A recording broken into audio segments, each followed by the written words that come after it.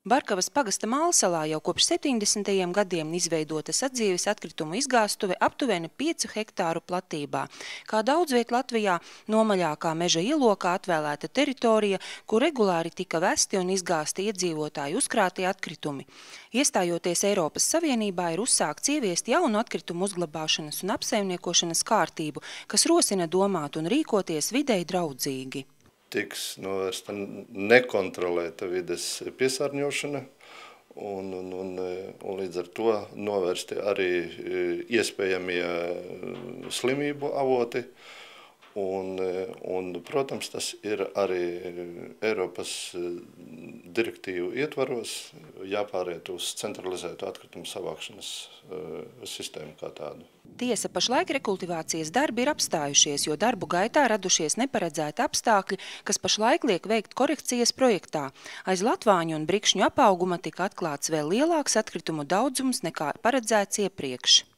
Protams, darbi jau nesokas tā, kā viņi ir plānoti. Pišķiņi ir problēmas, jo faktiskos apjomus mēs varējām noteikt tikai tad, kad bija sākušies būvdarbi, jo traucēja vienlaidus mūsu bēdīgi slavenā latvāņa apaugums, kas bija pārņēmis praktiski visu izgāstuves teritoriju.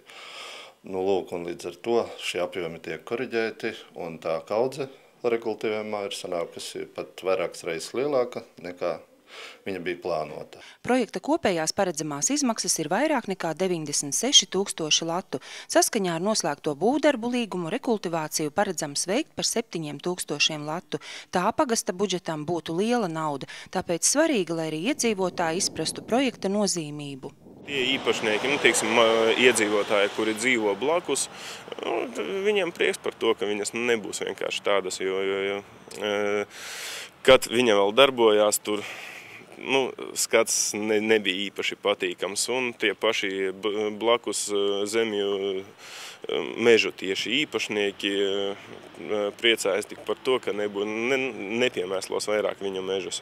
Bet vai nepastāv tās bažas, ka pagastā vairs nebūs tās atkrituma izgāstuves un cilvēki tomēr kaut kur mežā vai citās vietās savus atkritumus gribēs izgāst? Tāda problēma jau vienmēr pastāvēs, bet teiksim, to preventīvo darbu veicot, es domāju, ka to ar laiku vienkārši cilvēkiem iemācīs to, lai nebūtu nekulturāli un tomēr visus atkritumus liktu viņam paredzētajās vietās. Kad rekultivācijas darbi Mālsalās būs pabeigti un uzbērtajā Melnzemē būs sazaļojis zālājs, barkavieši jokodami teica, mums, kas dzīvo līdzenumā, būs pašiem savs kalns. Katrā ziņā vēl viens stūrītis mūsu zemes būs sakopts.